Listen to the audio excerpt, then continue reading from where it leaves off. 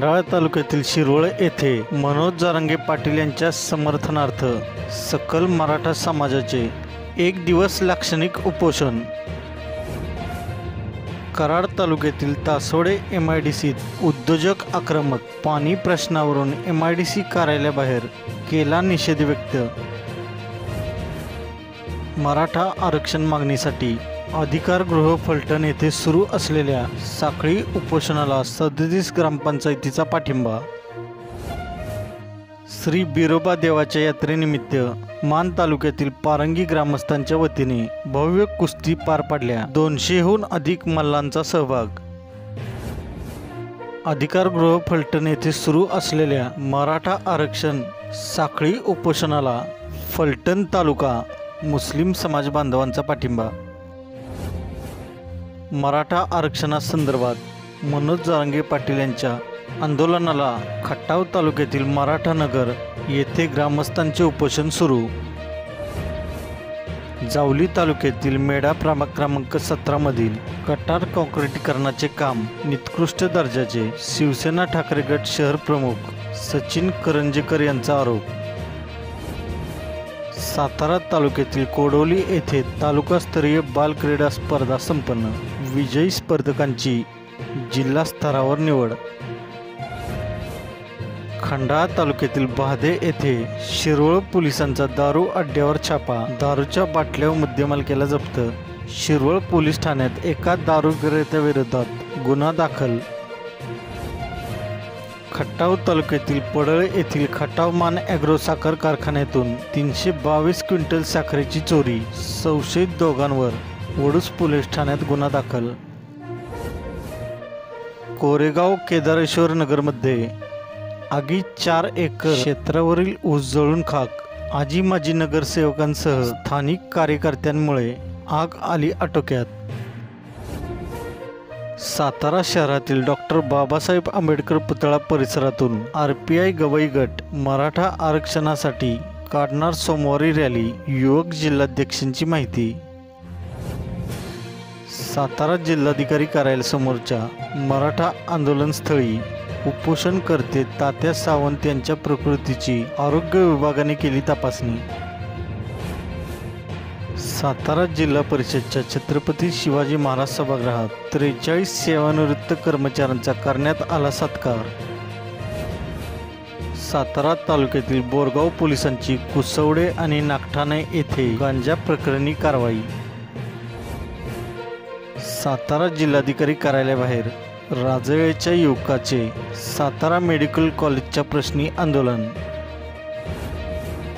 सातारा जिल्हाधिकारी कार्यालयासमोर मराठा आंदोलनस्थळी आमदार शशिकांत शिंदे यांना मराठा समाजाच्या बांधवांनी घातला घेराव।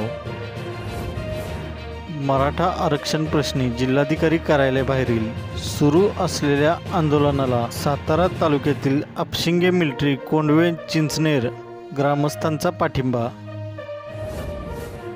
वाई तालुक्यातील किकली येथे जमिनीच्या कारणावरून मारामारी।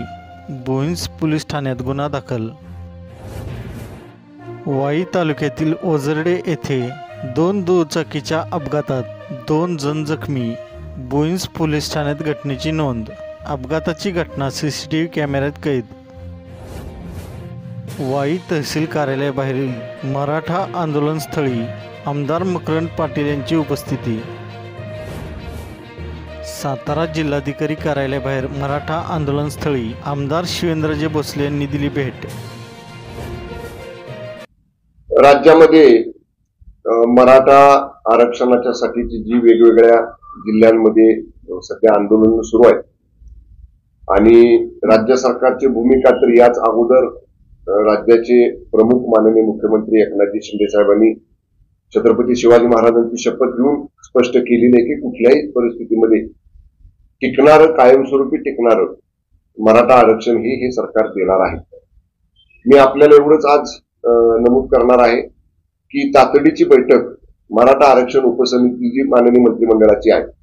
चंद्रकांतदादा पाटील आमचे ज्येष्ठ सहकारी मंत्री महोदयांच्या अध्यक्षतेखाली ही बैठक सोमवारी सकाळी 10 वाजता मंत्रालयामध्ये या ठिकाणी आयोजित केली आहे। या बैठकीपूर्वी शक्य झालं तर उद्या किंवा परवा सकाळी जस्टिस शिंदे समितीचे जे प्रमुख आहेत, जस्टिस शिंदे साहेब, न्यायमूर्ती शिंदे साहेब, त्यांची सुद्धा आम्ही समिती भेट घेणार आहोत. त्यांच्याशी सुद्धा चर्चा करणार आहोत की जस्टिस शिंदे समितीला जे काम किंवा जो त्यांच्याकडे जे विषय दिलेला आहे त्या विषया संदर्भातलं डिटेल ब्रीफिंग हे सर्व मंत्रिमंडळ उपसमितीचे सदस्य आम्ही जस्टिस शिंदे साहेबांच्याकडनं उद्या त्यांची वेळ मिळाली तर उद्या घेऊ, परवा मिळाली तर परवा बैठकीपूर्वी घेऊ.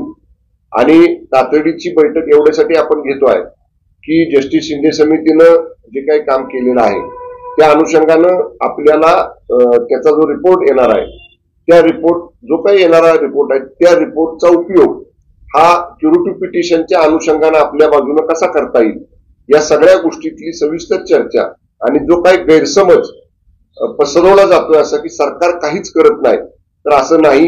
मी काल सुद्धा सांगितलं, परवा सुद्धा सांगितलं, आमचे दुसरे मंत्रिमंडळ समिती सदस्य उदय सामंत साहेब त्यांनी पण सांगितलं की आम्ही डे टू डे दैनंदिन याच्यावरती काम करतोय.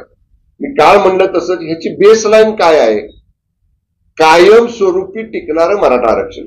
बघा, आज अनेक वेळा बोललं जाते की एक मंत्रिमंडळाचा ठराव करा, एक दिवसाचं विधानसभेचं अधिवेशन बोलवा आणि मराठा आरक्षण द्या. याच्याबद्दल आमचं दुमत नाही, ते करायला कुठली हरकत नाही, ते करल देखील सरकार.